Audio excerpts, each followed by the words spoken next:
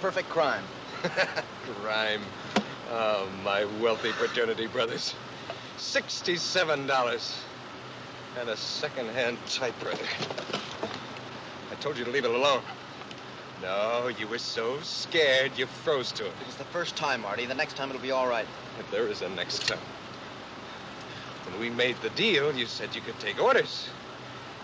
You said you wanted me to command you. I do. As long as you keep your part of the agreement.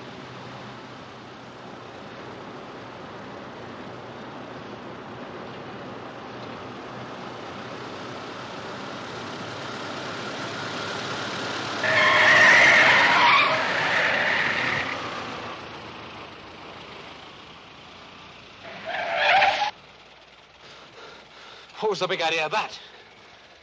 There was a man in the road. You didn't even see him. Yes, I did. Take it easy, Artie. You'll get us stuck. Hey! All right. Come back here. You drive. Come back here. I want to talk to you. You trying to kill somebody? He's drunk. We better get out of here.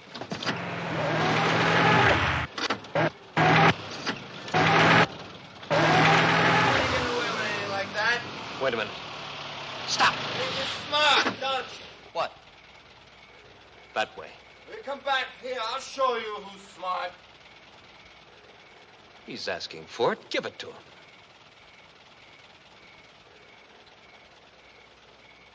That's an order, Judd.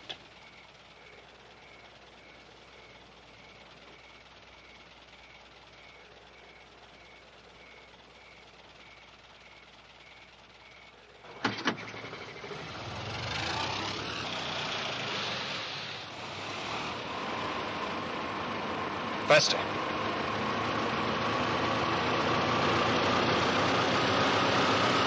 Hit him! Hit him!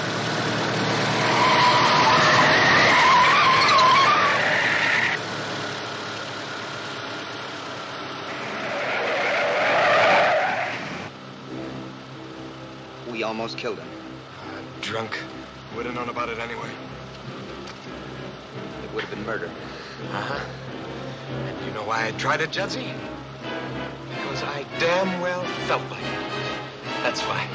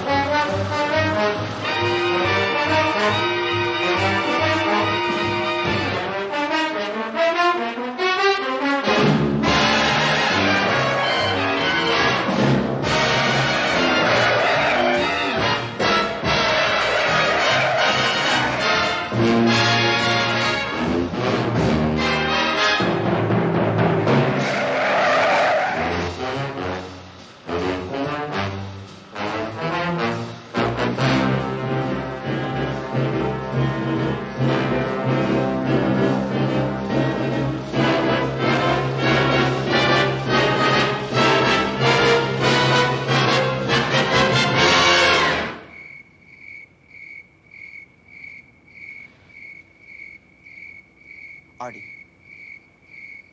Artie, we're home. Artie. Bang!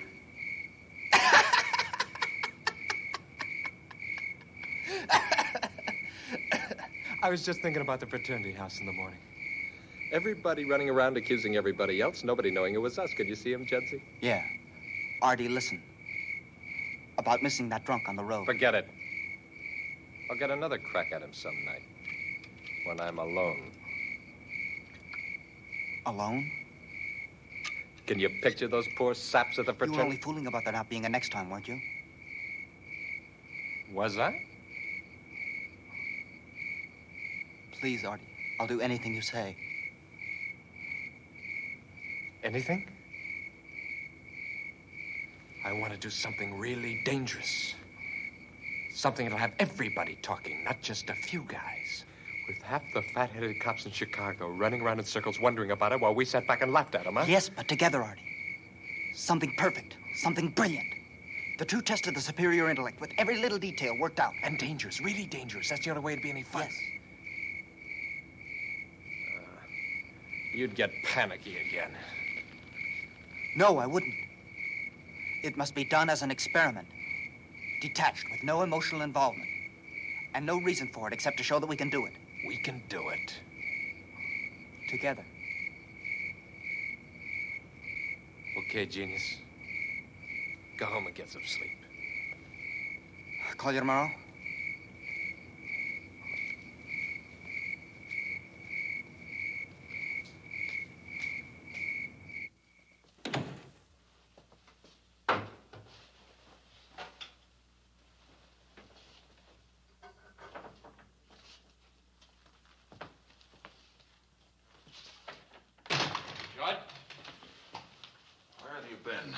Father was worried about the car.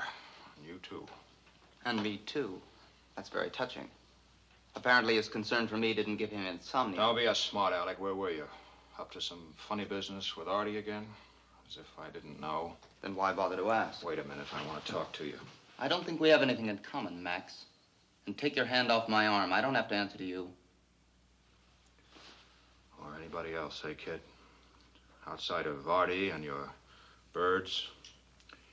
You don't give a damn about anything else in the world, do you? Does my interest in ornithology annoy you that Don't much? be a fool. I'm delighted with your success. It just irritates me to see anyone as brilliant as you make a jackass out of yourself over someone like Artie Strauss. I see. For your information, my dear brother Max, Artie Strauss happens to have one of the most brilliant minds I've ever had. I know occasion all to about encounter. Artie Strauss and his mind. Now, I've no doubt you both have twice the brains that I have. I'd just like to see you use them for once on something besides cheating old ladies at bridge and giggling and scheming in your room all afternoon. Don't you ever go to a baseball game or chase girls or anything? When I was your age, I was always out I'm looking... sure you had some fascinating experiences, Max. But some other time. I don't expect any consideration for myself. But Artie happens to be a gentleman. Something I doubt you'd understand. Oh, I understand, all right. Would you like me to tell you something else about him? I think he's a dirty, evil... You keep your filthy mouth shut! I don't have to listen to your insinuations. Shut up, you wake up the whole house. I don't care. All right, cool down. I know that Artie's your friend, but I'm older than you, and I know what kind of trouble you can get into. And I'm worried about you, Judd. Will you listen to me? Judd, listen.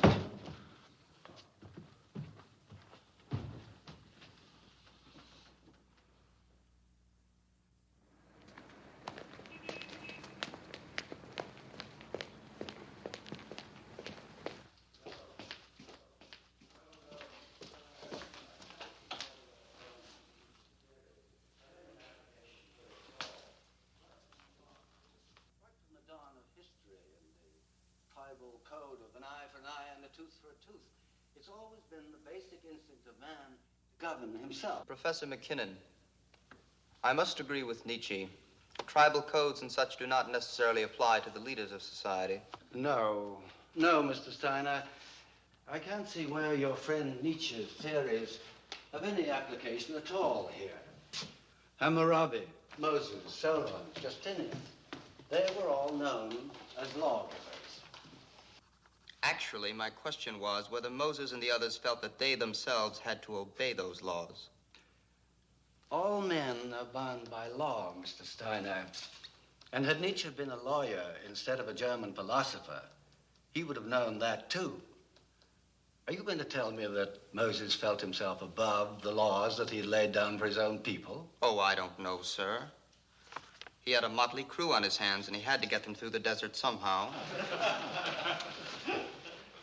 Can you cite an example of any of these men who failed to respect the law or the rights of the individual?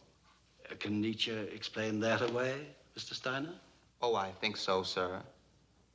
If you've read him, sir, you'll remember that he conceives the Superman as being detached from such human emotions as anger and greed and lust and the will to power. and all completely beyond my comprehension, although apparently not yours or Nietzsche's. Perhaps my thinking is outmoded, but I still cling to the theory that if we were all super intellects, we would nevertheless evolve our own code of laws. No, super laws, sir. Well, an alien voice in our midst.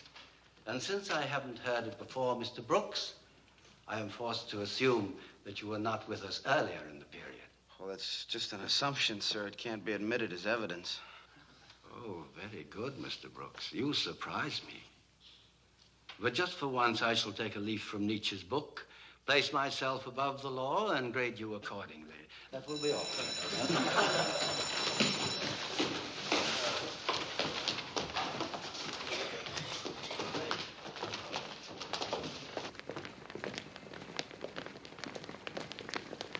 Every time I stick my neck out, he chops my head off. You get away with murder. How come? I don't know. He just doesn't seem to think very fast. He's supposed to be one of the brightest men on the faculty. I suppose he is. About this Nietzsche stuff, do you really think there are super intellects? Yes, as a matter of fact, I do. So then, just Artie? swing into the alley, bam, this torpedo cuts loose with a 38. That's my ear. Oh, come on, Artie. Cut You it think out. I'm kidding? All right, what do you think that is, huh? Well, it looks like a moth hole. Oh, no, Sid. He got that running whiskey in from Canada, just for the fun of it. Yeah, sure. Just for the You don't fun believe of it, huh? All right, I tell you what we'll do. We'll all go down there tomorrow night, the whole bunch of us, okay? The Four Deuces. Judd, you know the place, don't you? We're almost late now, Artie. All right, now, wait a minute. I got to get this set. Sid, you can ask Benny himself about me. He runs the joint on Rush Street, 26. Looks like a store. Mike, you be there. Sally, You bet. Pete. Sid, you can bring Ruth, can't you? Well, I tell you don't know. what, I'm Sam. supposed to work the late shift at the Globe. So, what time do you get through? Well, No, wait a minute. I tell you what. Just meet us there. I can pick up Ruth or Judd can. Wait a minute. You know Ruthie Evans, don't you, Judd? Hello? I don't believe I've had the pleasure. You do now, so that's all set. Sid, okay? All right, Ruthie? Fine. Perhaps Miss Evans would rather wait for Sid. No, I don't mind. Great. We'll That'll meet be there fine. at 9 o'clock. We'll make it a big celebration. Sharp. Yeah. What are we celebrating?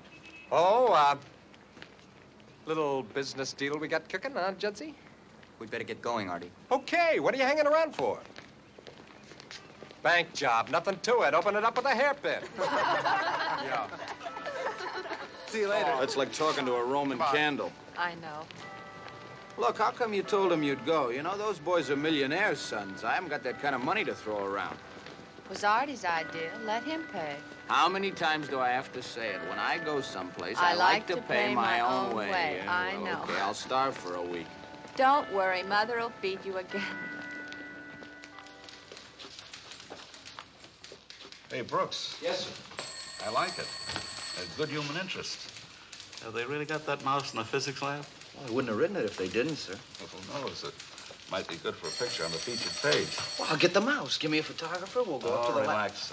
Get one out of the files. I got something else for you to do. There's been a report on a drowned kid that was pulled out of a culvert up in Hegwish Park. Now, here's the dope. And check with Tom Daly before you run off. He's working on a kidnapping, maybe a tie-in. Yes, sir. 10,000.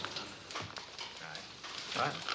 2,020s and 8,050s, right. That's all old bills and all typewritten, Mr. Kessler. Now, Mr. Kessler, of course I won't. The story is safe with me until you give me the word. Daly, sir. Tom Daly at the Globe. Thank you very much, sir. Kidnapping? Yeah, a guy's afraid we'll run a story and scare the kidnapper off. Big millionaire out in Hyde Park. Ryan wants me to look at a drowned body. You think there's any connection? I doubt it. Kid probably just wandered off. Still, with all that dough. Yeah, don't waste any time getting out there.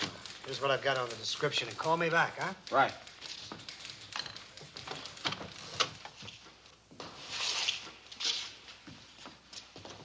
They brought him in around 8 this morning. Drowned, they said. Wait till the coroner sees that report. Why do you say that? This kid wasn't drowned. All them cops wanted to do was dump him on us. Show you something.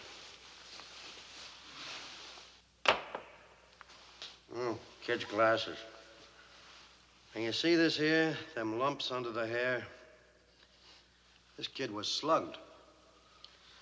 See how stiff this is? Dried blood. What's the matter? Nothing. Glasses.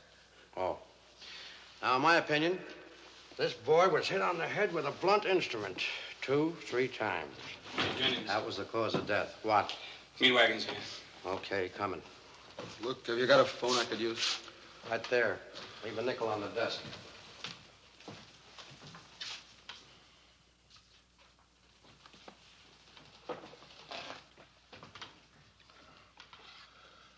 Number, please. State 1097. Chicago Globe. Tom Daly. Daly.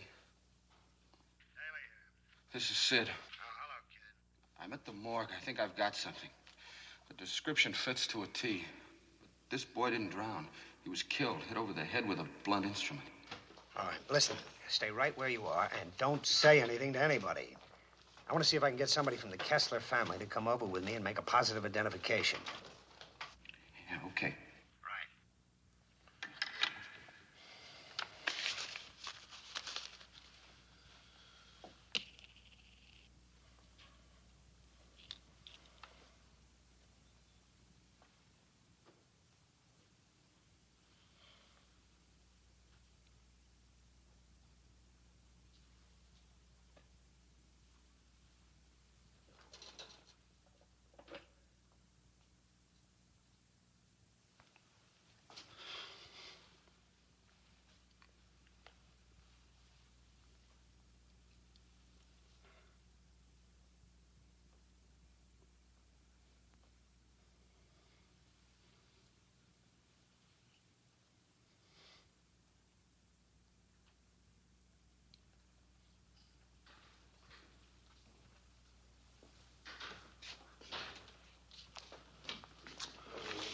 Just one more question, sir. Did Paulie wear glasses? Glasses?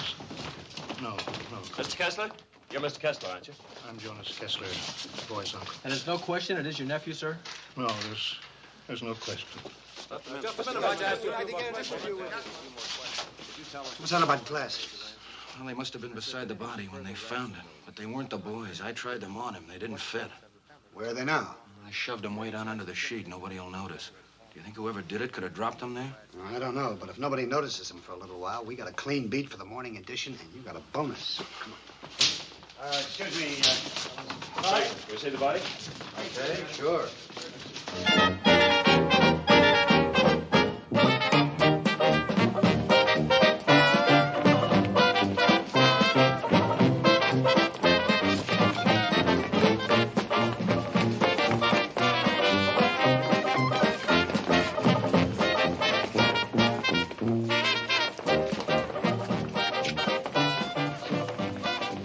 If we used Plato's system, you see, all children would be wards of the state and assured of being educated correctly.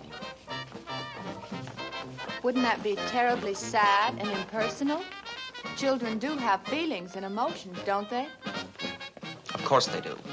But for whom? Why should it be their parents? They didn't choose them. I certainly didn't choose mine. It's pure biological accident. You feel that way about your own mother and father? I have very little in common with my father. Or my mother. My mother died when I was 8 years old. Oh. I'm so sorry. John, must have hey, made a great Bruce, deal. you gotta hear this. Old Sid's the biggest man in town. Hey, Sally, Sam, take a seat, will you? Hey, come on, just sit down. Hey, how are you, boy? Let's sit down and have a drink. We gotta celebrate. What are we gonna celebrate? No. Now, to hear him tell it, it sounds like nothing. But you know about the kidnapping, the little Kessler punk? Yeah, Oh, you read about it in the paper. Didn't you notice that every paper in town had to say it was a Globe reporter who found out the kid had been murdered? So who do you think it was? Sid! Say it out. He says the hero of the hour. Hey, give me that. Okay, sit up so I can see it. Wait a minute, Sidney first. Okay, that's up for you. Just a little. Okay, everybody, come on. Just sit. Artie, will you sit down? It was just a lucky break. Boy, it sure was. You know, if he hadn't identified the body when he did, the Kesslers would have paid the ransom. How about that? Great. Well, what about the paper? Did they give you a bonus? Yes, but not for that exactly. You mean there's more? Oh, there's more. Listen, he didn't tell it all. Oh, sure. Just tell us, huh?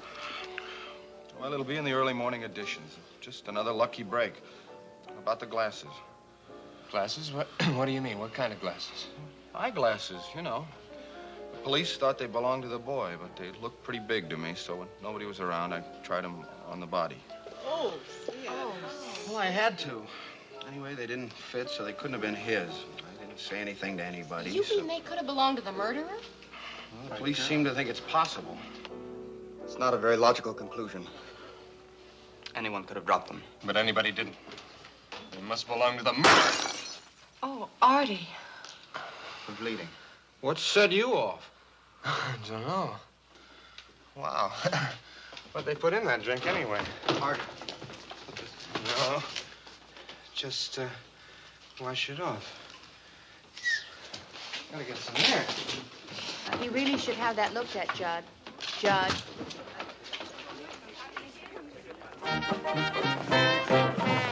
Well, at least he didn't propose another toast. He might have hurt himself badly with that glass. Ah, for a guy who dodges 38 caliber bullets, that's nothing. We'd better get going. Yeah. What's the rush? Well, we've got an early class in the morning. You know how it is. Yeah, well, good night. Okay, so we'll see you later. Good night, Ruth. Somebody sure let the air out of this balloon in a hurry.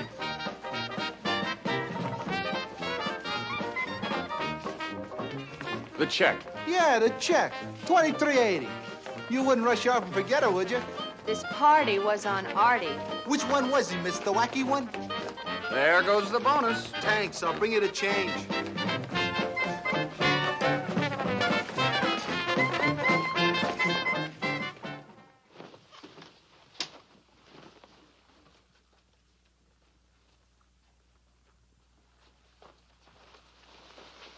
I can't find them. They've got to be here somewhere. I couldn't have left them out there. Of course not. The last time I wore them, I was studying. In that tweed jacket. Yeah, the same one he had on yesterday. The same one he tossed on the ground when he got that brilliant idea about hiding the body. He left him there like a calling card, didn't he, Teddy? Huh? I didn't drop them. You picked my coat up. You grabbed it up by the tail and tossed it to me. That's when they fell out. I agree it was inexcusable to have them in my pocket, but I didn't drop them. Isn't that lovely? He agrees it was all our fault. We said dump the body in the lake, but no, he had a stroke of genius. Shove the kid in the culvert, he said. Nobody will ever find him there. No, not in a million years, he said. Artie, will you please stop that? Shut up, we're not talking to you. The first guy by on his way to work pulled him out of that stinking culvert. Why do you suppose he picked the culvert, Teddy? Huh? What? Because he was scared and it was the first place handy? Yeah, I think you're right. And you know what else I think? I think he never wanted to go through with it anyway. That's not true, and you know it, Artie. We agreed it was the true test of the superior intellect. Superior intellect? What do you think of that, Teddy? You and I work out this perfect, beautiful crime. And then the superior intellect tries to see how many ways he can... Shh. I heard some loud voices. Well, what are you doing with all this stuff? I was looking for something. At 2 o'clock in the morning? What were you looking for? I don't I'm think that's terribly any of sorry your we business. disturbed you, Max, but Judd was looking for a corkscrew I loaned him. But he was just going to drive me home anyway, weren't you, Judd? Drive you? It's 2 blocks. But the neighborhood's swarming with kidnappers and degenerates.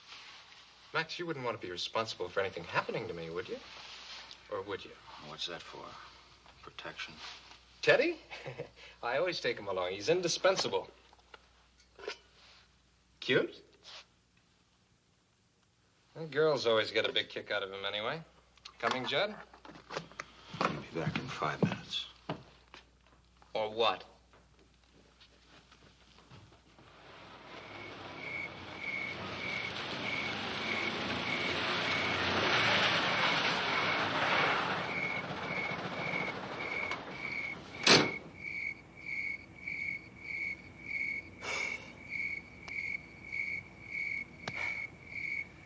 I don't know how I could have been so stupid. You were. I could go in and claim the glasses tomorrow. Tell them I read about them in the papers. Mm-hmm. Did you go out to the park a lot? With my students, sure. I don't have to know when I dropped them. Ah, you'd butch it up. As I say, Sergeant, I take my birding classes to the park very often. And there's just a possibility that I might have Birding dropped... classes, Steiner? Hey, what are you, some kind of nut or something? I happen to be an ornithologist, Sergeant, with special permission from the Department of Parks to take my classes on field trips. Oh, I see. And, that's how you figure you lost the glasses, huh? It's possible. That, wouldn't have been, Wednesday afternoon, about Wednesday? 6 Oh, no, o'clock, sir. would it? I remember it particularly, because it was just about that time that a friend of mine and I picked up a couple of girls on Lakeshore Drive. They said their names were May and Edna, but I... Betty and Edna, you No, idiot. Artie. We agreed on May and Edna. I know we did. And we picked them up on Lakeshore Drive, right by the aquarium. So what difference does it make? So pat, nobody will believe it. When you start remembering details like that, they know it's an alibi. But it's all we've got. Suppose they pick me up and question me. You promised you'd stick by it. You swore you would. All right, I'll stick to it. For a week. 1 week and not a minute longer. After that, I'll make up my own alibi. Stop worrying. It's not that easy to trace an ordinary pair of glasses. But suppose they do. And suppose it is more than a week. So what? They're not my glasses.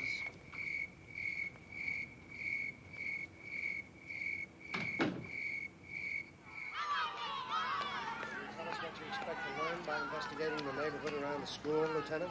Well, I guess we'll just have to start right at the beginning and see whether anybody noticed anything at all. Have you checked Hey, with Sid. the teachers or the principal? Hi, Artie. What's going on? Well, they know the boy was in school on Wednesday. He never got home, so they think he might have been picked up along here somewhere. Nobody saw nothing unusual, Lieutenant, except one old dame. Thinks there was a big black sedan cruising around. When? When the kids got out of school. Well, what time? If you're talking about Paulie Kessler, officer, that would be about 4:10. The older kids stay on the playground till 5. How do you happen to know so much about it? I went here for 6 years. That's right, Lieutenant. This is Artie Strauss. He goes to the graduate school with me. Oh, well, I'd like to talk to you for a minute, Artie. Sure, Lieutenant. Come on over here, will you? Excuse us. Well, let's get a statement. Now, just stay right where you are for a minute, will you, fellas? How long ago has it been since you went here? 4 years ago. 4? Oh, I went to college at 14, University of Michigan. Well, I don't suppose the place has changed much in 4 years. Are they pretty strict here? Do they keep a pretty close watch on the kids? Oh. Do you ever notice any strange characters hanging around, like after school, I mean? Oh, no, the teachers wouldn't allow that. Ah. And the police are very efficient out here. Well, what about the teachers? Any oddballs? Most of them, if you ask me, Lieutenant. Like who, for instance? Oh, well, Mr. Henderson was one. Always telling us we were spoiled brats, had too much money, you know, that kind of thing. Yeah. Is he still here? Why, sure, he's right over, Gosh, Lieutenant, you don't think he had anything to do with Paulie? No, no. Which one did you say he was? The guy with the sweatshirt. Just throwing the ball. Henderson, huh? Any others? Well, Pop Wiggin. That's the gray-haired one. I guess you wouldn't say he was exactly normal. Snapping towels at kids in the gym, stuff like that. But that wouldn't mean anything. No, no. Wiggum, huh? Wiggin, with an N.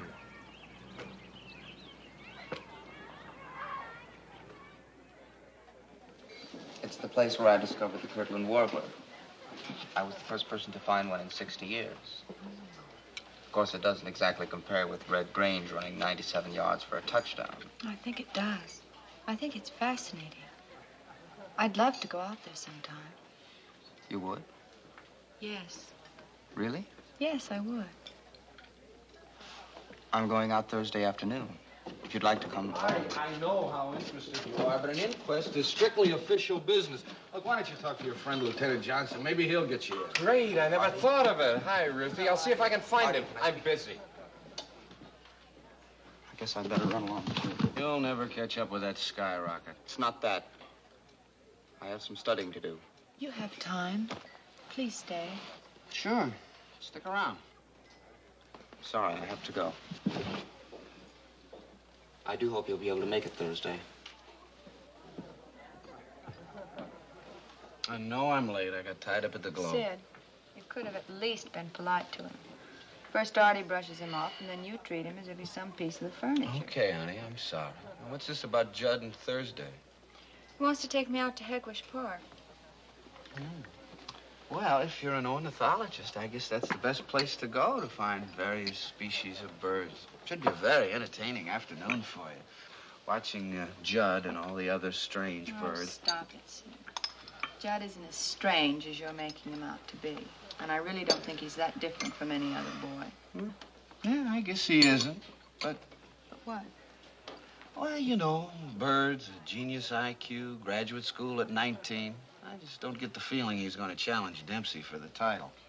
Just because he can speak about something besides sex, you and Artie and all the rest of you seem to think he's some kind of freak. Look, honey, for all I know, he's another Casanova. I just don't think I'm going to have to worry about you in Hegwish Park.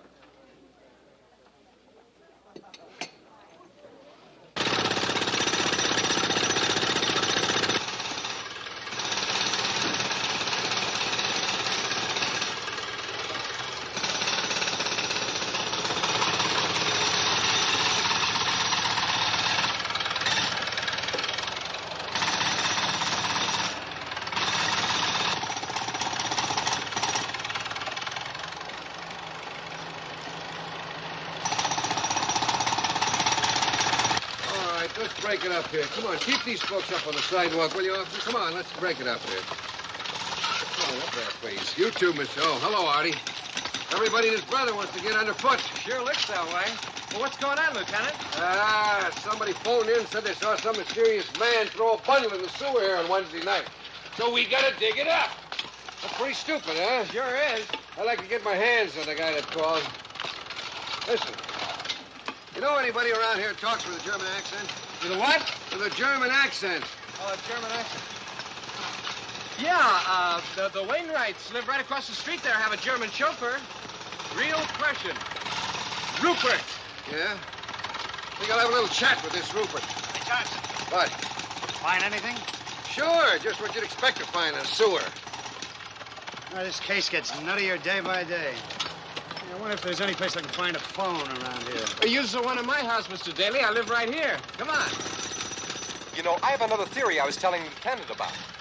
Hey, you and Johnson are really running this case, aren't you? No, I've just given them a couple of ideas. You see, nobody's thought of the possibility of the kidnapper being a woman. But I remember a nurse that the Kesslers had for Polly. She did some of the weirdest things you ever saw. I used to watch her at night. Yeah? How?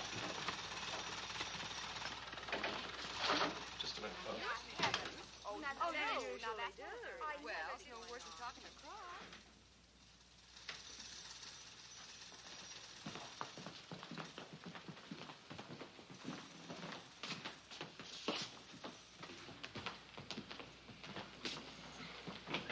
Bunch of old biddies playing cards. If they knew you were reporters, they'd be all over you. Phone's right over there, Mr. Daly. Oh, thanks. Would you like a drink? Why not? Yeah. Sid, come here. Stay 1097. Okay, hold it. Now, watch this. Hey, all pre-war, too. What would you like to drink, Mr. Daly? If it's pre-war, I wouldn't know the difference. Give me Ryan. See, is Scotch all right, Sid? It's 12 years old. Great. What do you think about that nursemaid, Sid? I think she'd sweat as much as the school teachers. Now, wait a minute. You surely don't think I told the lieutenant about them just to get them in trouble, do you? Well, they got into it just the same. You think the school will take them back? But, gee, I hadn't thought of that. But that was a terrible thing for me to do, wasn't it? Well, not if there were any chance of them being guilty. Well, even so, that's just... Okay, call you back. Anything new, Mr. Daly? No, not much. Police are so desperate, they're looking for anybody who even had mud on their shoes last Wednesday night. Thanks. Oh, they did make a positive identification of the typewriter that was used to write the ransom note. Oh, the Corona they wrote about. No, it was an Underwood portable with a bent key. They're sure of it. Arthur, for pity's sake, you scared the life out of me. Sorry, Mumsy. These are friends of mine. We didn't want to disturb you. Reporters working on the Kessler case. This is Mr. Daly. How do you do? Mr. Sid Brooks. How do you do? I've been telling them my theory about Margaret, Mumsy. You remember her? Margaret? Mm-hmm. Margaret. You've had so many theories, dear. He's done nothing but talk about the case ever since it happened. Oh, such a terrible thing, and so tragic for the poor Kesslers. Arthur, dear, get me the sherry, will you? Mrs. Bainbridge is in such a state, she has to have something for her nerves. Oh, we're all on edge, I guess. This horrible thing. Police digging up the street out there. That crowd making such a racket you can't hear yourself think. I declare I expect the next thing they'll do will be to search this house. Thank you, dear. Well, they have to follow up every clue, Mrs. Strauss. Of course they do, and they should. None of us will get a wink's sleep until this fiend has been captured. Every one of us has children, and... Mrs. Strauss, have you any idea why the Kesslers were the victims? Not the slightest. And Paulie was such a handsome little boy.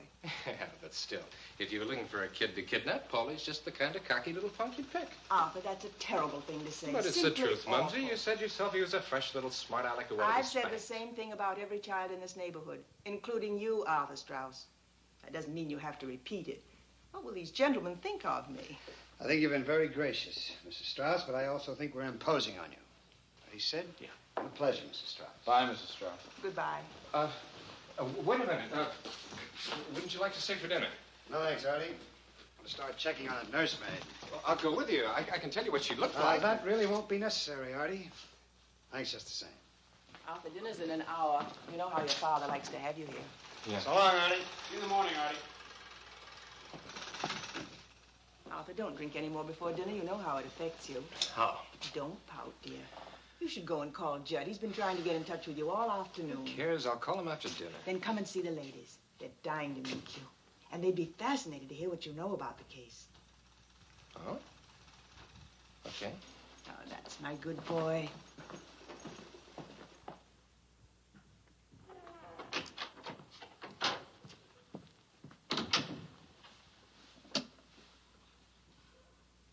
Central 1099. Where'd you get that typewriter, Steiner?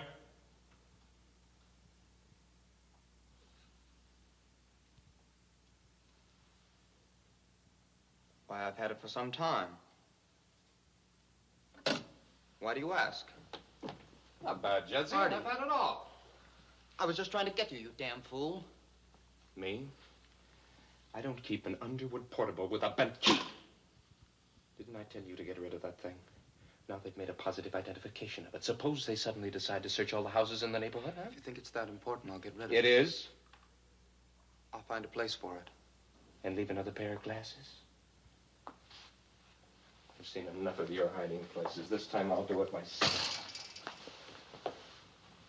Tomorrow afternoon, maybe. We could drive out by the, stock units. Not tomorrow afternoon. Oh, you got another date? You ditching me for some girl? I haven't been able to find you for 3 days. I've been doing exactly what we said, watching the cops run around in circles. Who's the girl? Ruth? Good, Ruth. You gonna take a birding? Egwish? She said she was interested. Good idea. We'll have her out there all alone, huh? No witnesses? Yeah, you'll be perfectly safe. Girls never talk about it afterwards. She can scream her head off. Oh, what's the matter? Isn't that what you planned? No, it isn't. You're not falling for her, are you, Jed? Of course not. I just hadn't thought of that. But this is your chance. Now, look. We agreed to explore all the possibilities of human experience, didn't we? Unemotionally detached. Put together, Artie. Sure, but I've done things alone. You can, too. Don't tell me you haven't got the nerve.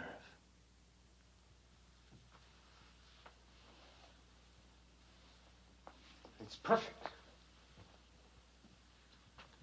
And the best part is that Ruth won't be suspecting a thing.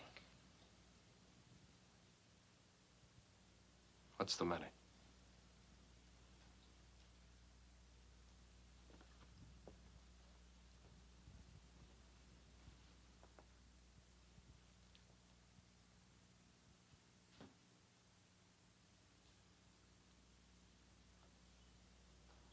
You want me to order you to, Judd?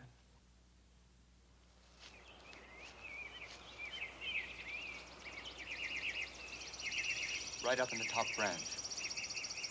I can't. Oh, wait, I saw something move. That's it. Here. Yes, there. Oh, it's beautiful. I'm so glad you brought me here, Judd. What is it, Judd? You seem so sad. That's a sentimental term. There's no such thing as sadness. Only the reality of things happening. You don't really believe that, Judd. Over there, for instance. That's where they found the body of the Kessler boy. Is that sad? Yes, it is. Terribly sad.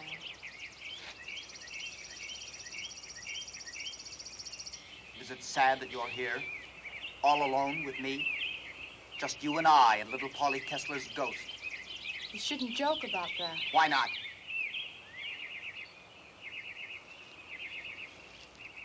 What's one life, more or less? There were 9 million people killed in the war. What does one little Chicago boy matter? Judd, you're not that cruel.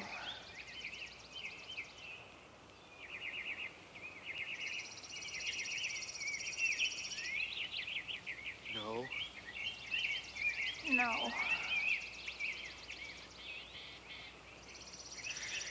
Murder's nothing.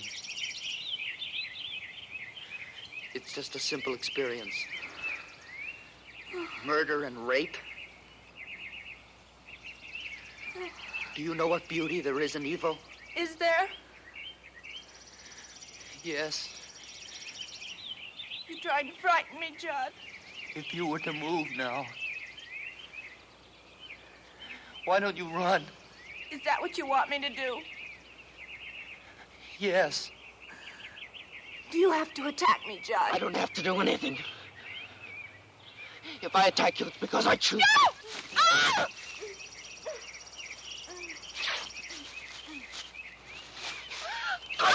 Are you afraid of me?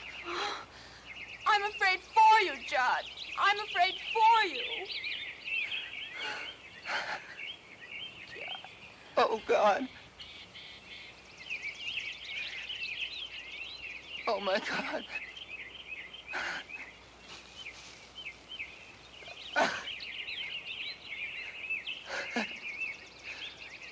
I'm so ashamed. Artie?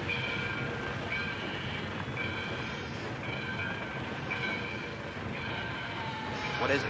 A Judascope. Didn't you ever see one? No, what does it do? Watch and you'll find out.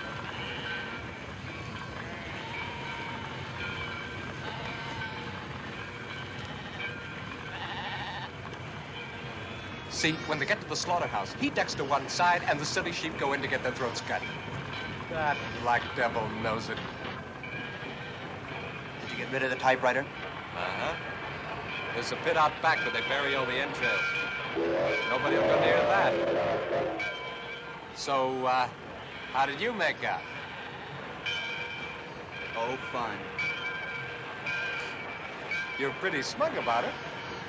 But if you did, how come you're not sweating? Like after Paulie. And after you found out about those stinking glasses. I just wasn't rational at the time. After thinking about it, I realized there was nothing really distinctive about them. There must be hundreds exactly like them right here. 4,200 to be exact. I asked Lieutenant Johnson. You asked the police? Sure, why not? I figured we might as well know, so I asked Johnson why they weren't following that lead. You fool. You're sweating again, Judsie. Why? Now we know. They can't trace 4,200 pair. They can't trace anything. The whole case will blow over in a couple of weeks. Hey, come on, let's go watch them slaughter the sheep.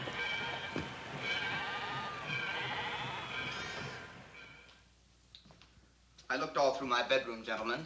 I just don't understand it. I'm positive I had them last night. Have you seen those glasses of mine, Emma? The ones with the black rims on my desk, perhaps? I just cleaned your room this morning, Mr. Judd. They weren't there then. I don't think I could have lost them. They wouldn't be someplace else around the house. Well, I only use them for studying. What do you think? Boss is pretty definite about it. It's the state's attorney. He gave us orders. Mr. Horn, I'm a great admirer of his. I'm a law student, you know. He wanted to talk personally to anybody on the list who didn't have their glasses. I see. Then I expect you want to take me down to the Hall of Justice with you now. Not exactly. The Pennington Hotel, Mr. Horn's taking a suite there. Just to protect anyone he talks to. You know what the reporters would do with something like this? Of course. Very considerate. Shall we?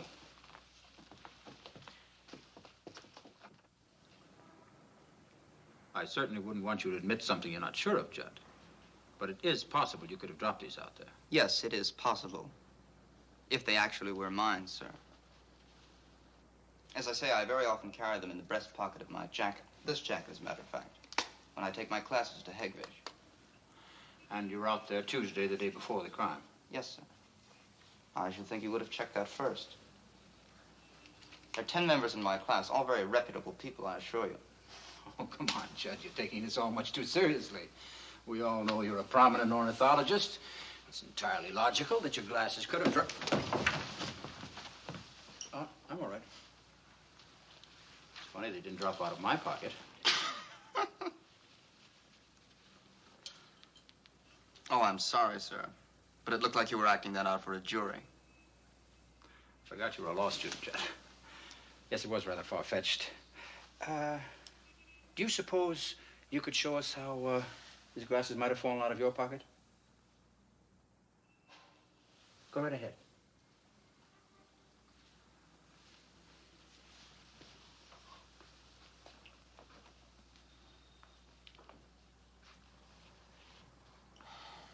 Of course, the terrain is considerably different out there. Of course. I suppose I could have tripped over a root or something. Like this.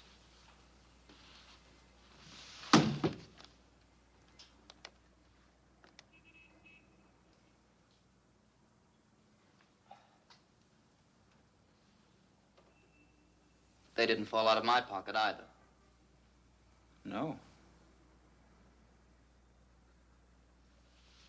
May I see your coat a moment? Yes, certainly.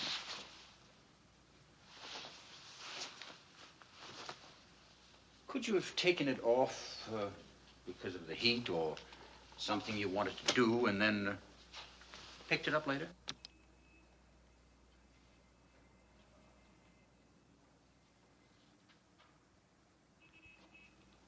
Yes, but I wouldn't pick my coat up that way. Why not? I'm very careful about my clothes. Unless you were in a hurry. Unless it was dark.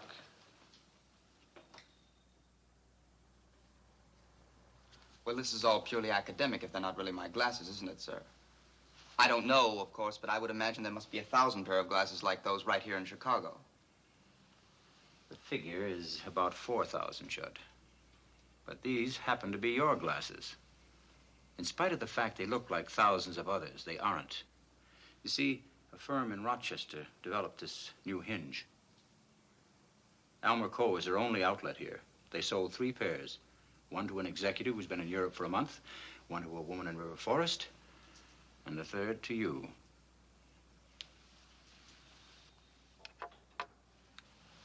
Interesting?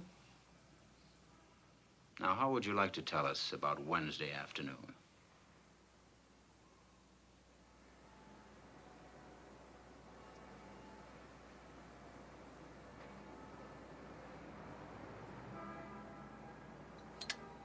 must say, you've given us a very detailed account of your activities, Judd. 10 times. Oh, we're very thorough. We'd like to find some way to corroborate this. You see, none of it, driving around on your Stutz Bearcat, Lakeshore Drive, Jackson Park, Hot Dog Stand, May and Edna, none of it is particularly easy to check. Well, it would be if you found May and Edna. Yes, but May and Edna who? You didn't tell them your right names, and they didn't tell you anything. See how it is? Look, Judd, I know how you feel about involving a friend, and I appreciate your family's feelings about picking up stray girls, but you might consider my position, too. I simply have to check this story.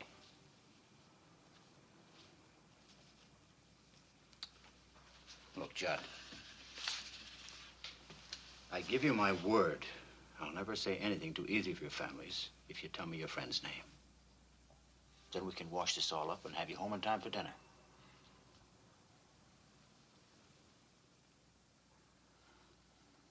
All right. I doubt that he'll ever speak to me again. But his name is Artie Strauss. Artie Strauss? And the university also. You know him? He's the kid that's been helping me all along. Very interesting. If you pick him up and bring him in, he may be able to help us some more. Yes, sir. Right through here. Straight ahead. Come on. Open up. Hurry up. Come on, hurry up.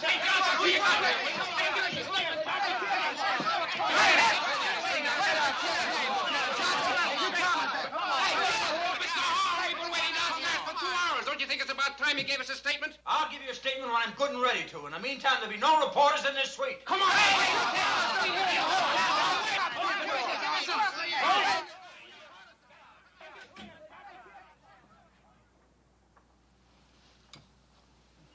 That's better.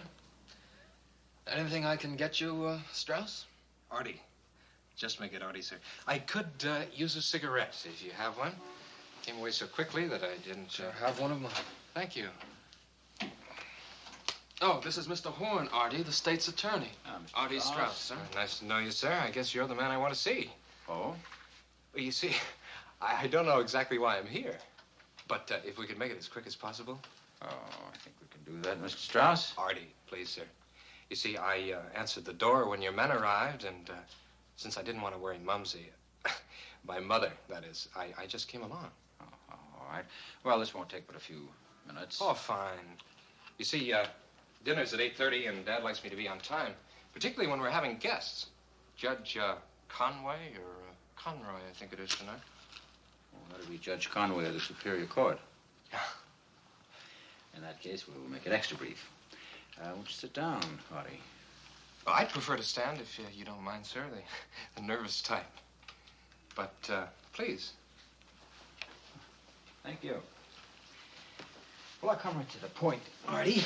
We're interested in a description of your movements the afternoon and evening of Wednesday, the 17th. Last Wednesday. That's over a week ago, isn't it? Yes. Yeah, this is Thursday.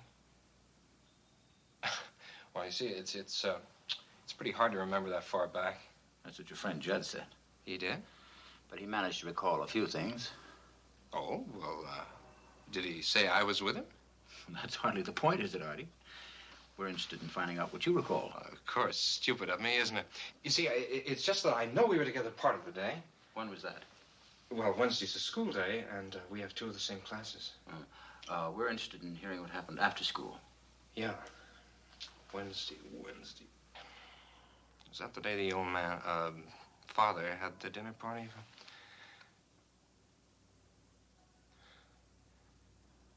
Wednesday was the night the little Kessler boy was kidnapped. Is that why you want to know?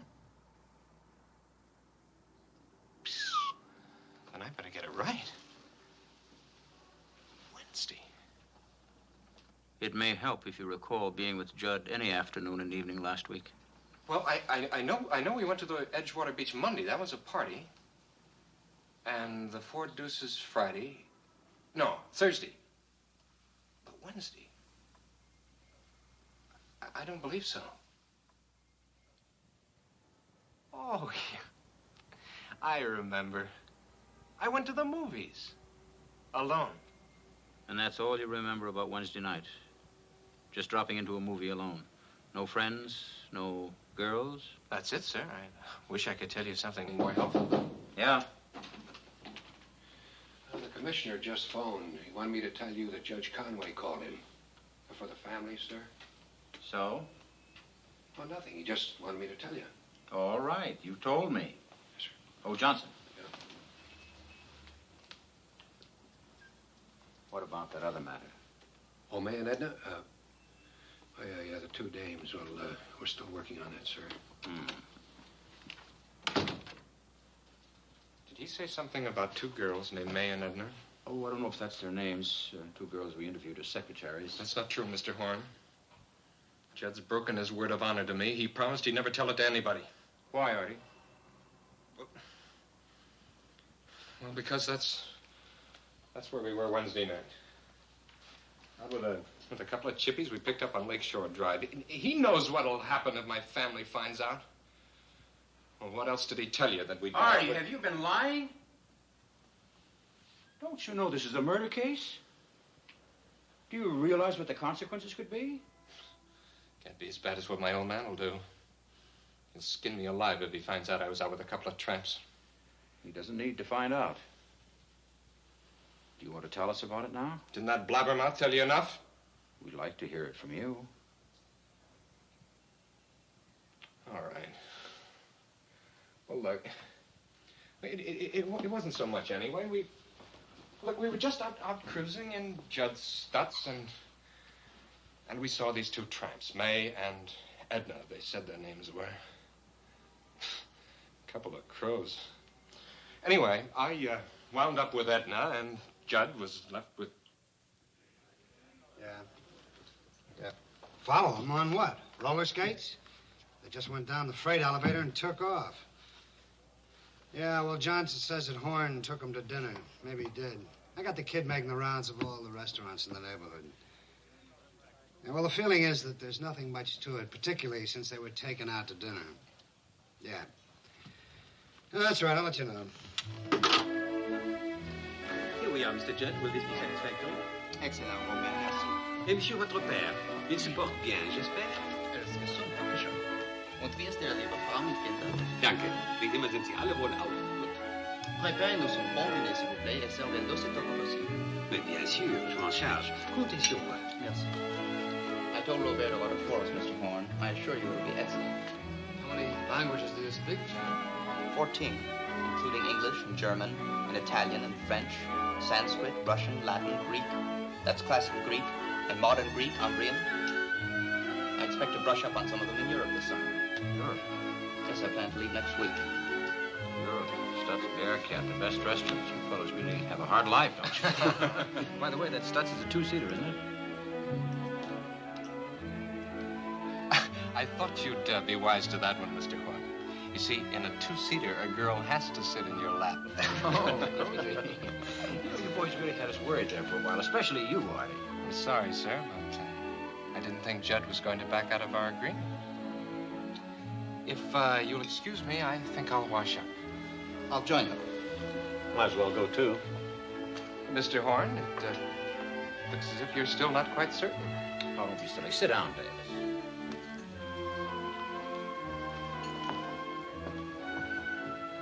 I don't think they had anything to do with it.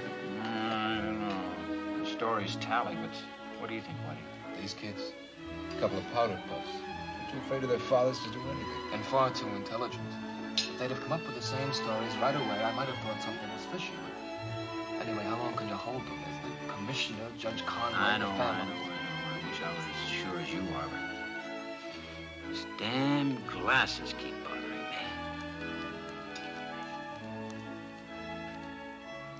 Here they come. Hey, wait. Where are you coming?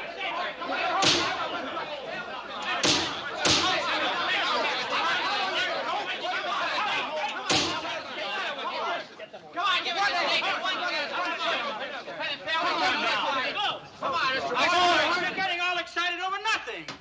There's no story here because there have been no charges. Start chamber proceedings. I'm trying to get information on the kidnapping. And if I think I can get it from these two boys, I'll keep them as long as I like. Shut that door. Give us his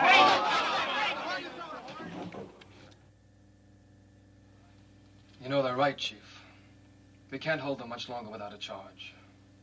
I'm surprised the families haven't sent a lawyer down here before this to try. All right. I'll release them. I don't know why I've kept them as long as I have, except... No, never mind.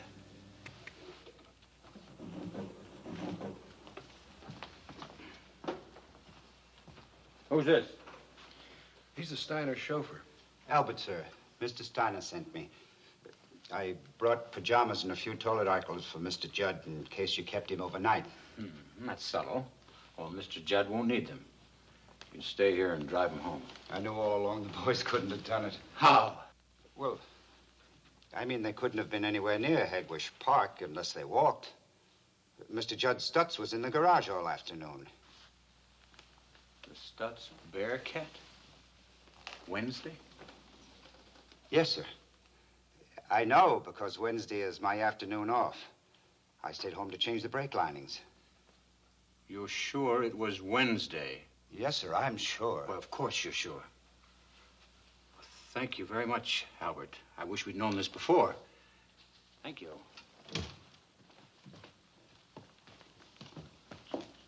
So they were cruising around in the Stutz Bearcat Wednesday. Were they picking up girls? Well, the little devils, they almost had us believing him. That still doesn't prove It proves they lied, and this time I'm going to get the truth. Which one will we hit with it first? Well, it's Judd's car. Yeah, but Artie's the wise guy. Johnson's buddy. Nice and cocky. I'll bust him apart at the seams. You go in there and keep Judd happy.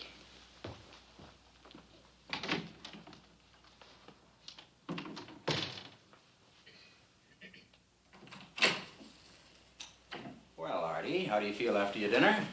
A little sleepy. Oh, really? Well, it's the shank of the evening.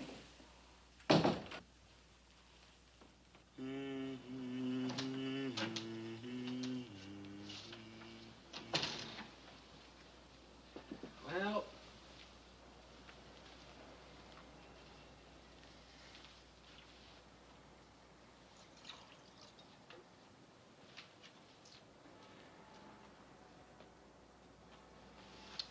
It's all over, Steiner.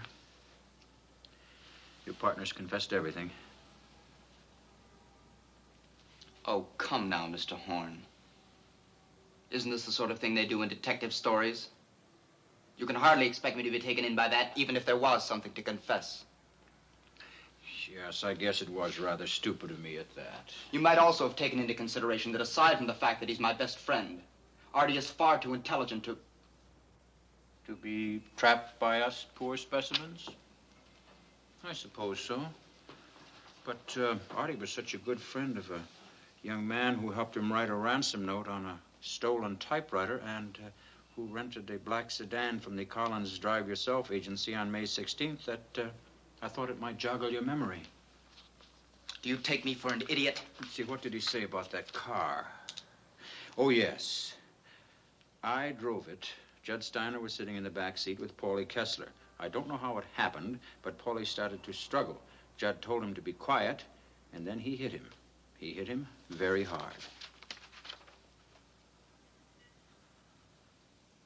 Oh, that weakling. That child. That inferior weakling. Where is he? Hold it! If he said that, he's lying. It's a cheap, cowardly lie. Mr. Strauss didn't drive the car, I did. And I didn't kill Polly, Mr. Strauss did. He's lying. He's lying. There's only one man for this case.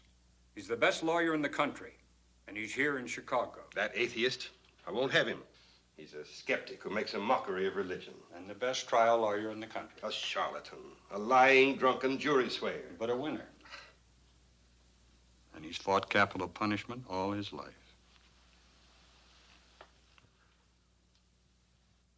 I'm not even sure he'll take the case. If it's a question of money, we can...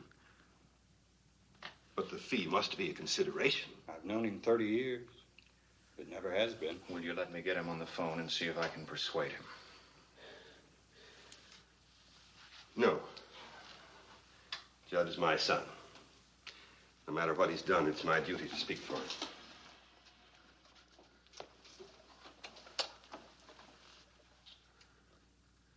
He'll give me information. I want the number of Jonathan Wilk. W-I-L-K. Judd cleaned up most of it, and I helped him. When it was as clean as we could get it, we got in the car and drove for a while. Then we started back, and coming along Ellis Avenue, I threw the taped chisel into the bushes at the side of the road. Then Judd drove me home, and I went to bed. These are the facts to the best of my recollection.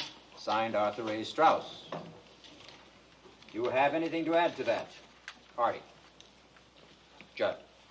With the exception of saying that I killed Polly, Mr. Strauss has done such a brilliant job, no one could think of adding anything to it. If Mr. Steiner hadn't involved me in that asinine alibi, there wouldn't have had to be a confession. And as far as killing the kid goes, I was sitting in the back seat where... I mean the front seat. The front seat or the back? All right, I meant the... Boys, I haven't finished. Have you both been treated fairly by me? Yes, sir. No violence? No intimidation? No. That's all? You'll have 5 minutes to question them. All right, now, was it the front seat or was it the back seat? I know. I meant to say the front seat. That's what I meant to say.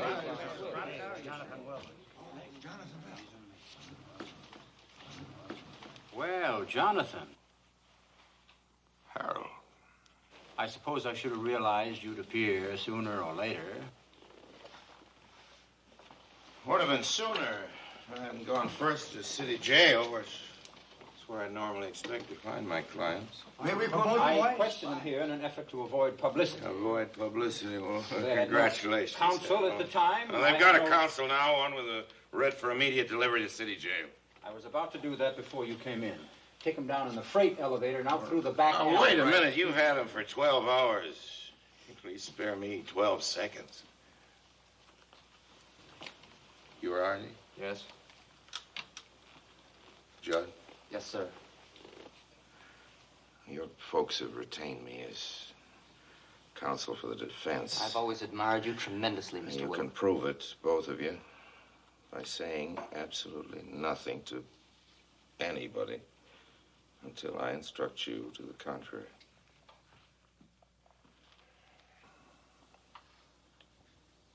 That's it, Harold. Let's go. Come on, boys. Open it up.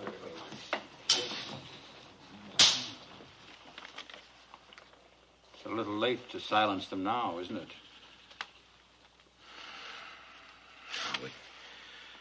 We do what we can. I suppose I ought to consider it a minor victory that the boys weren't hanged before I got here. They will be soon enough. Luckily, that decision won't be up to you, Harold. Oh, you may as well know, before you decide on a plea, Dr. Ball and Dr. Stauffer have been observing them. Observing? In their opinion, the boys are completely sane. Might be more interesting to hear their conclusions if the doctors would observe each other.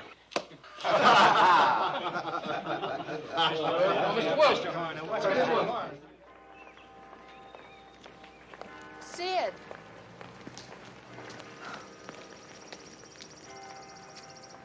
Is it true, Sid? Yes, it is. Oh, I just can't believe it.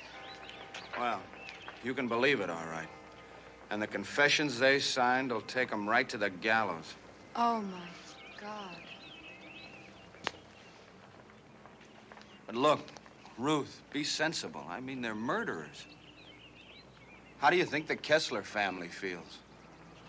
I know how they must feel, Sid. But I can't help feeling sorry for Judd and for Artie. Sorry for them, Ruth. They plotted a cold-blooded killing and went through with it like an experiment in chemistry. Sid, Judd isn't like that. Believe me, I know. How do you know? Will you just believe that I know? No, I won't just believe you. Something must have happened. Well, did it? Well, did something happen?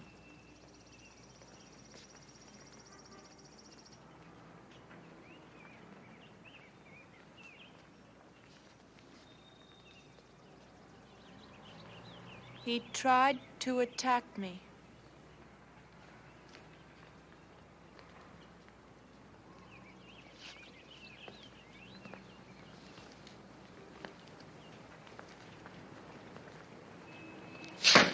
Dirty little degenerate.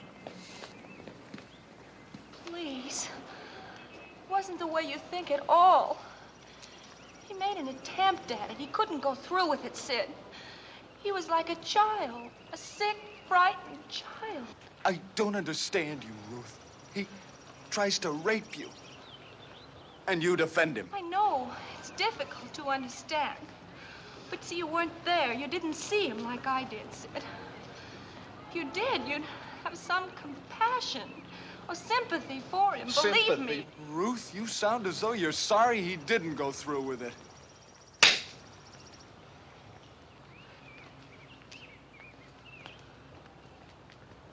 I hope they hang him. I hope he hangs till the rope rots.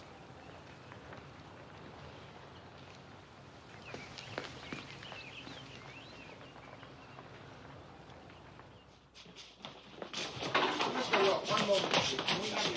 Okay, pardon. At the formal arraignment before Chief Justice Rewrite. Matthewson... Said he pleaded him not guilty. That's right, not guilty. The Chief Justice set the trial date for 4 weeks from today. Look, wanted more time, but Pulley's coming in now. I'll call you back.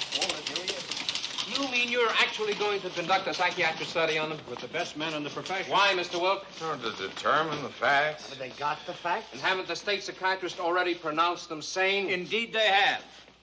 The state psychiatrists have pronounced them completely sane. Yes, after searching and exhaustive study, isn't that right, Harold? 10 minutes in a crowded hotel room. Oh, we're up against some brilliant minds in this case, so we don't have a minute to lose. If you'll excuse me, gentlemen. Definitely will be based on insanity, won't it? Well, now, we'd be pretty stupid, wouldn't we, to divulge our tactics to the prosecution. The defense will be based on the results of the study. Plus, we'd be glad to join forces with Mr. Horn's psychiatrist. No? It's too bad, Harold. Might have been a real contribution to criminology. That's the way you feel about it. Good day, gentlemen. Mr. Horn, why do you object to joining forces? Might very interesting. Joint study of what? Two evil minds that don't deserve to live a day longer? Do you really think these boys don't know the difference between right and wrong? That's the legal definition of insanity in the state, and no team of psychiatrists is going to change it.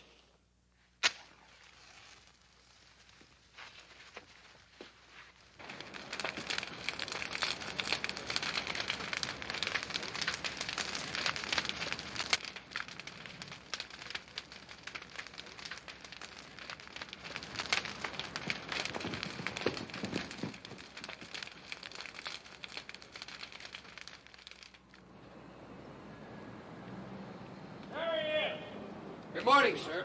We're posting a couple of men here tonight, just in case the Cluxers decide... I'd prefer you didn't, Lieutenant. Well, they may come back again, sir.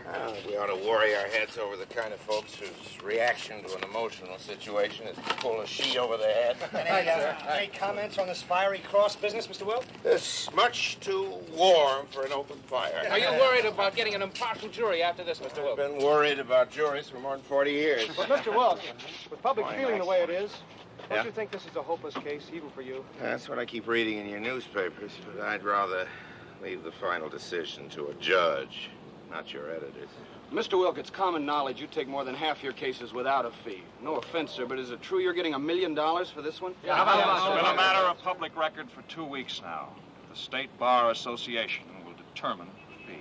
Well, if the fee isn't that important, sir, why take the case? Well, I did give it some thought, but, it occurred to me that to deny the rich the same right of defense as the poor might be to go along with the same kind of thinking that started that fire. Morning, gentlemen. Thank you, Mr. Wilk. Good morning.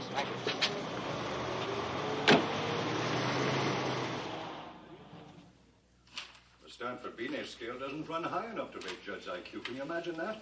And yet on several others, both he and Artie showed no more emotional maturity than 7-year-olds. It's amazing, isn't it? Well, I find lacking in any conclusions. Yes, well, we had several days' discussion about that, and most of us agree that Judd is paranoid and Artie's schizophrenic. But not enough to be declared medically insane? Well, that's a very indefinite term, Mr. Wilk. We prefer not to use it. It's very definite in a court of law. Of course.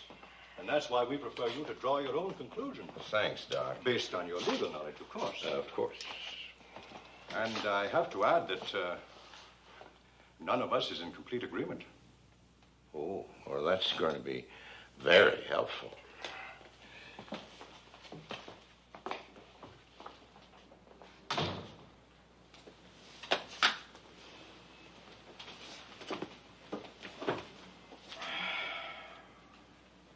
I see you have the finished report.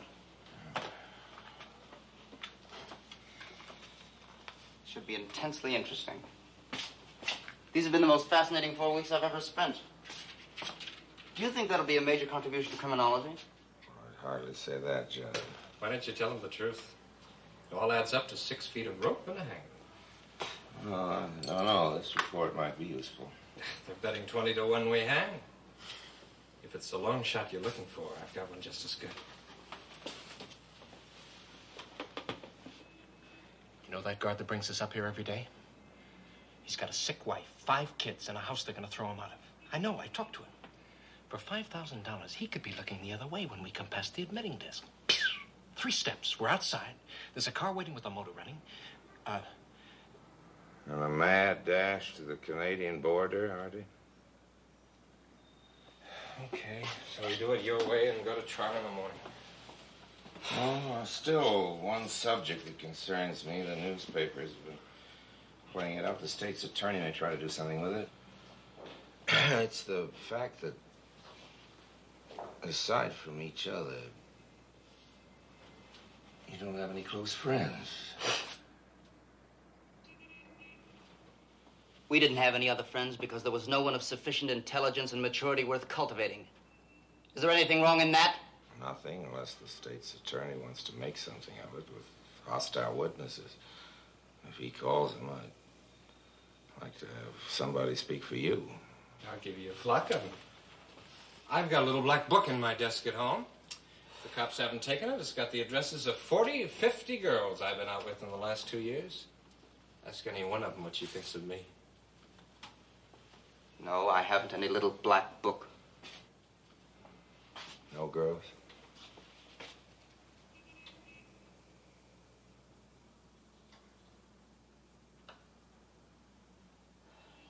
Yes, there is one I've been out with lately. I don't know what she'd say. You want to give me your name?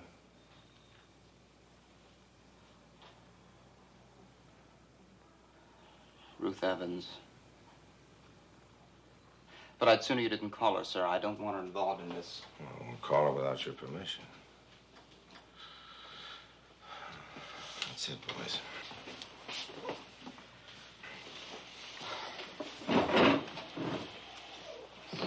Mr. Will, can I ask you one thing?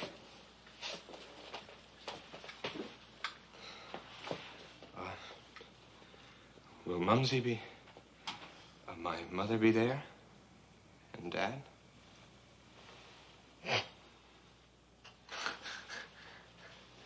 Why? What am I talking about? Tuesday, the old lady has the bridge club, and the old man's got his regular date at the country club. They'd be suckers to sit in a crummy courtroom in this weather.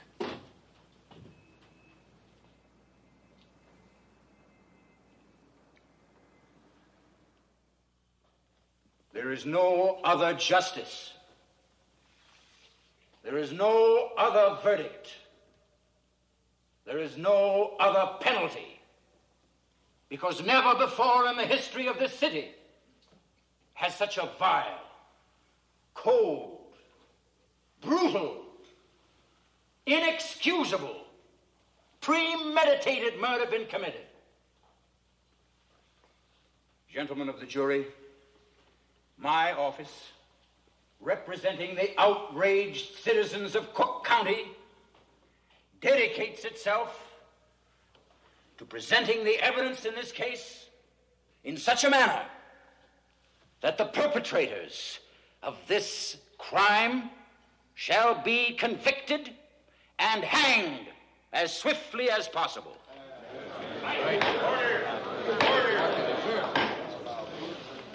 Any further disturbance of this nature, and I shall order the bailiffs to clear the court. Defense will make its opening remarks to the jury. Your Honor, please. Defense will waive its remarks to the jury.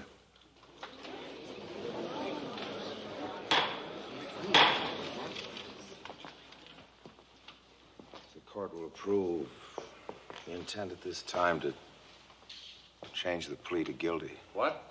We're changing the plea to guilty with mitigating circumstances. It took 6 days to impanel that jury. Don't worry, I'll have that jury back at the mitigating circumstances even sound like insanity. State's attorney will approach the bench, please.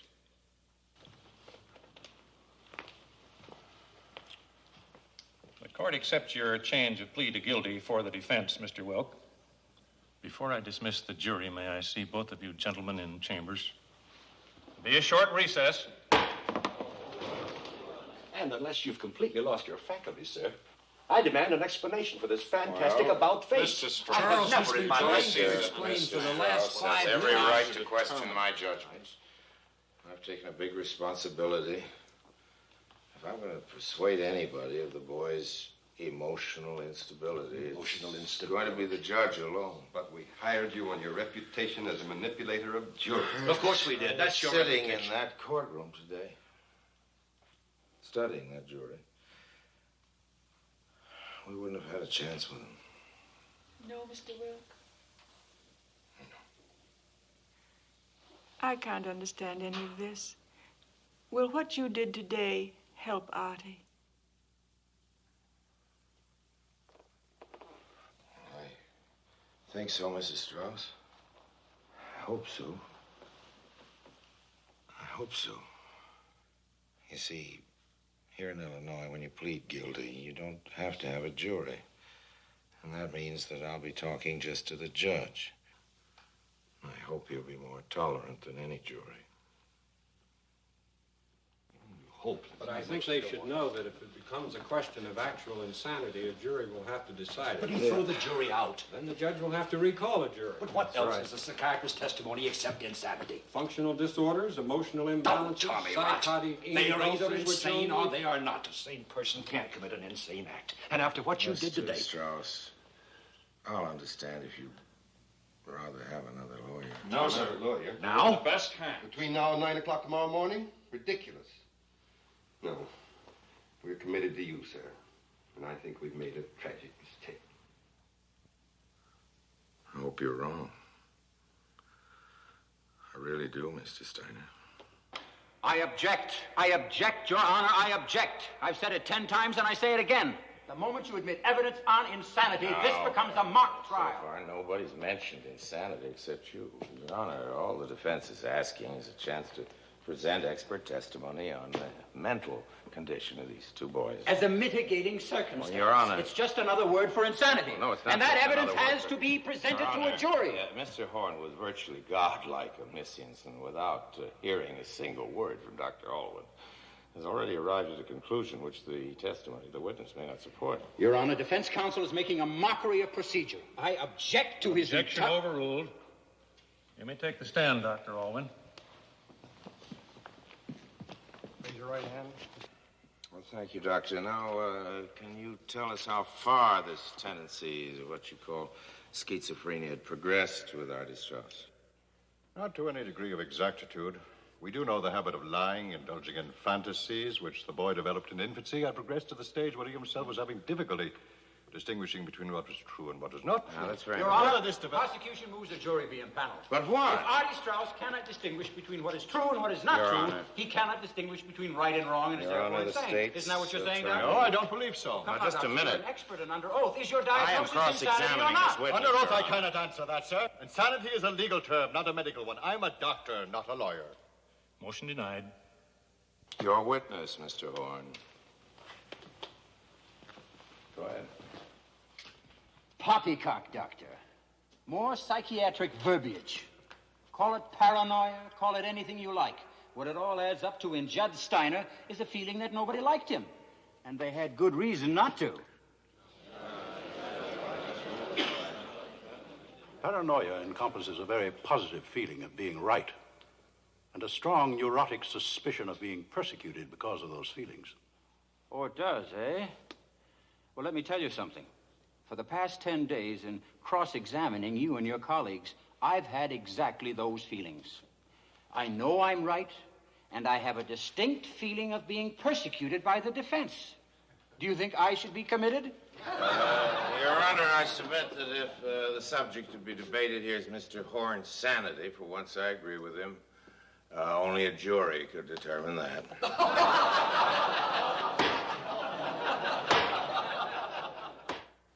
Now, at the time of this meeting, you had a deep romantic attachment for another boy. Yes, sir. And yet you also feel a romantic attachment for Judd. I felt he was alone and terribly unhappy. I see. But did Judd give any demonstration that he liked you as a woman? He kissed me. That's all. No further advances. There were, but they stopped. Would you keep your voice up, Miss Evans? I couldn't hear you. But they stopped. I'm sorry, Miss Evans, but were they of such a nature as to make you determined never to see him again? No. They were not. You would have seen him again. Yes. Within a few hours after this, Judd was arrested. Now, did your feelings toward him change then? Of course. I realized that the unhappiness I sensed in him had caused him to commit a violent and insane crime. And with this knowledge, would you still see him again? Yes. I felt sorry for him then, and I feel sorry for him now.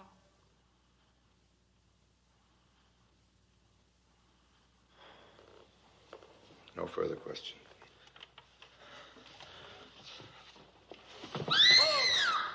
Stand back.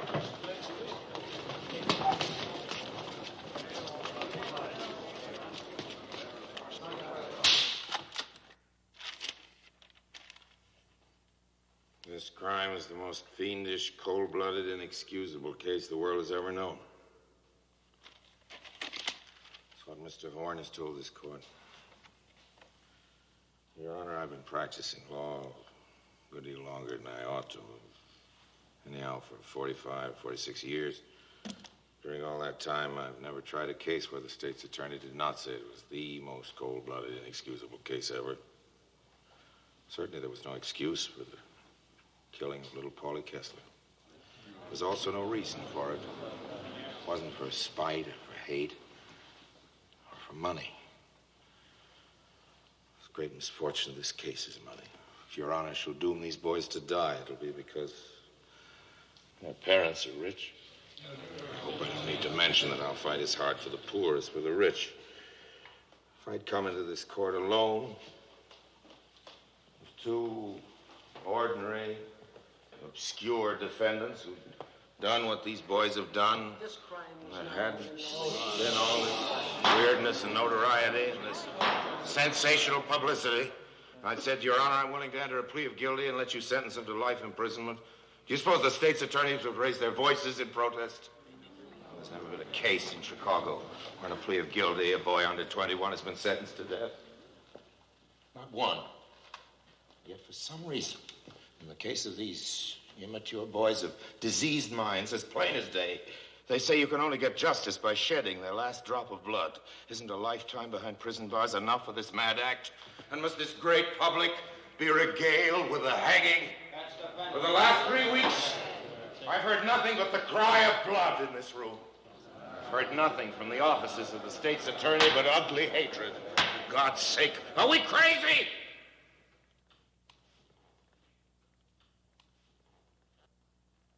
If you hang these boys, it will mean that in this land of ours, a court of law could not help but bow down to public opinion. And as cruel a speech as he knew how to make, the state's attorney has told this court that we're pleading guilty because we're afraid to do anything else. Your Honor, that's true. So, of course, I'm afraid to submit this case to a jury where the responsibility must be divided by 12. No, Your Honor. If these boys must hang, you must do it. It must be your own deliberate, cool, premeditated act. The state's attorney has laughed at me for talking about children's fantasies, but what does he know about childhood? What do I know? Is there any one of us who hasn't been guilty of some kind of delinquency in his youth? How many men are there here today, lawyers and congressmen, judges, and even state's attorneys, who haven't been guilty of some kind of wild act in youth? And if the consequences didn't amount to much and we didn't get caught, that was our good luck. But this was something different. This was the mad act of 2 sick children who belong in a psychopathic hospital. Do I need to argue it? Is there any man with a decent regard for human life and the slightest bit of heart who doesn't understand it?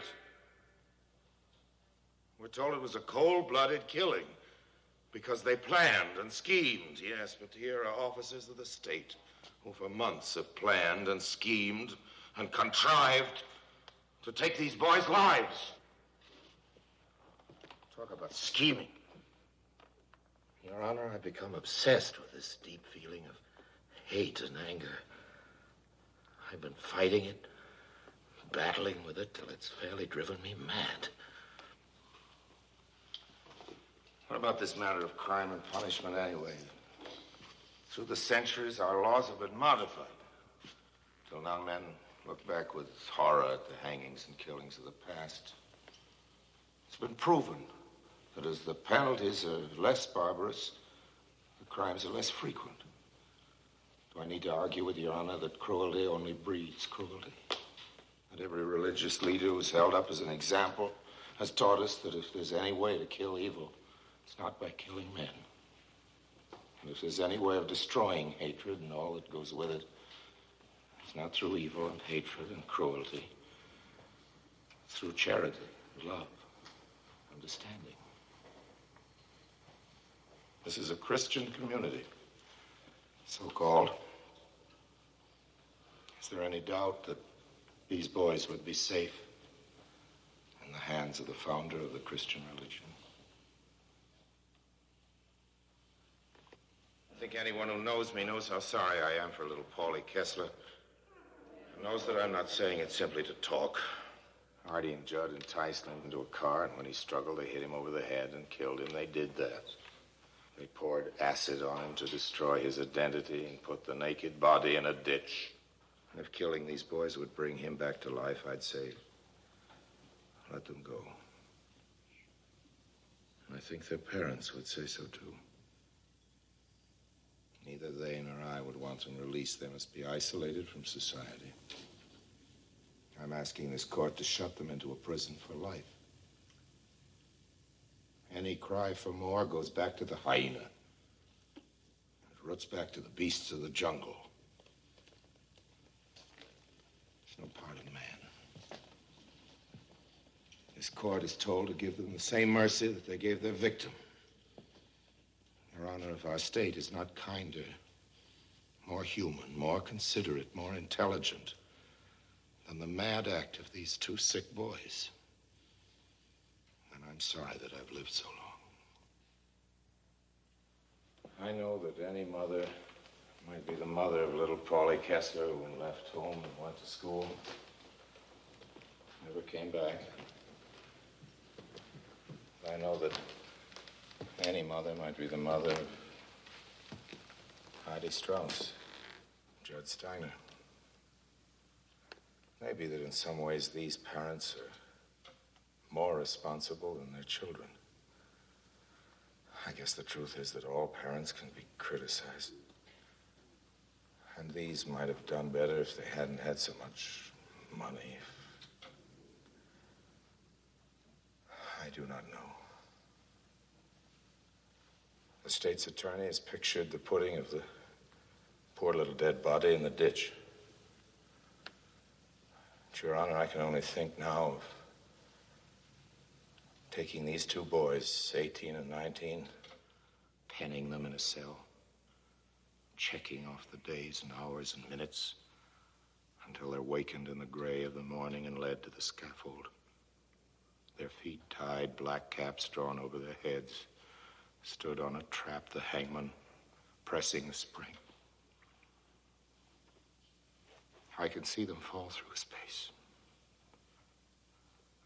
I can see them stop by the rope around their necks. It would be done, of course, in the name of justice.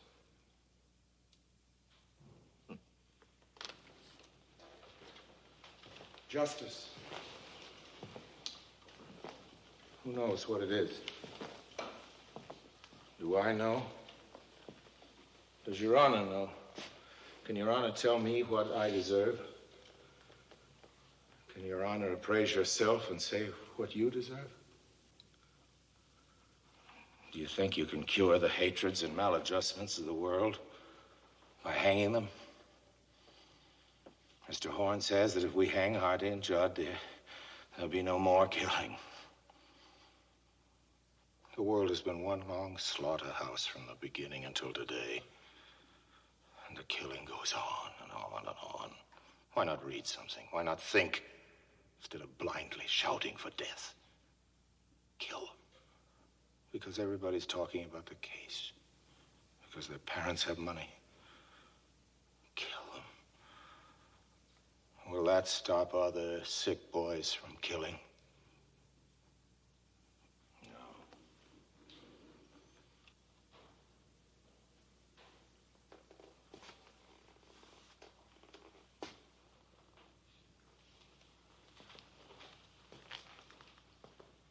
It's taken the world a long, long time to get to even where it is today. Your Honor, if you hang these boys, you turn back to the past. I'm pleading for the future. Not merely for these boys, but for all boys, for all the young.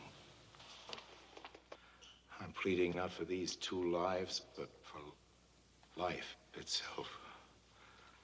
For a time when we can learn to overcome hatred with love. When we can learn that all life is worth saving.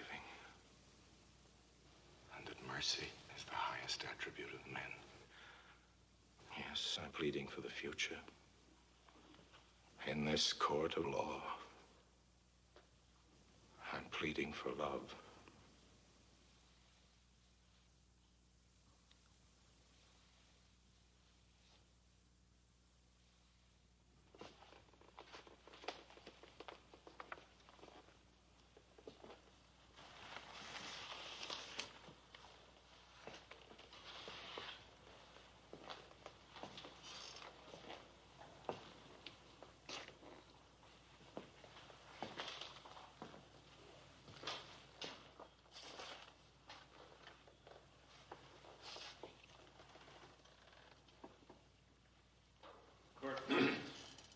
Court stands in recess until 10 o'clock tomorrow morning.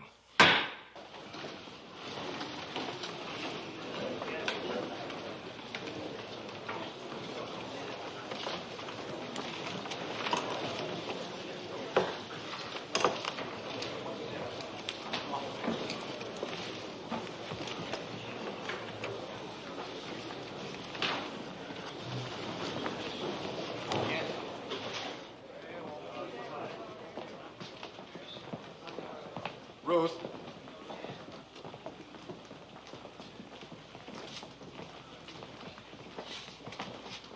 I don't know whether you'll believe me or not. I don't know why you should. After listening to Will, I'm glad you went on the stand. It took a lot of courage. Just wanted to tell you. said.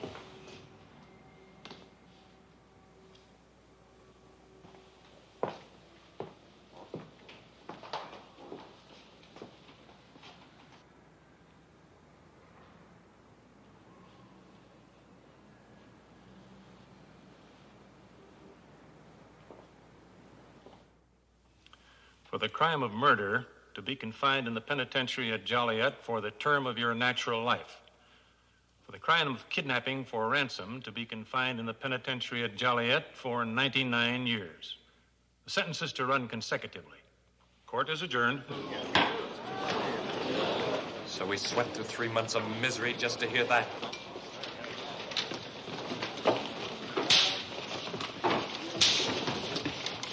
I wish they'd hung us right off the bat. Is that your only reaction, Artie? No remorse, no feeling of... Remorse? I wasn't expecting you to fall down on your knees and thank God for deliverance. God.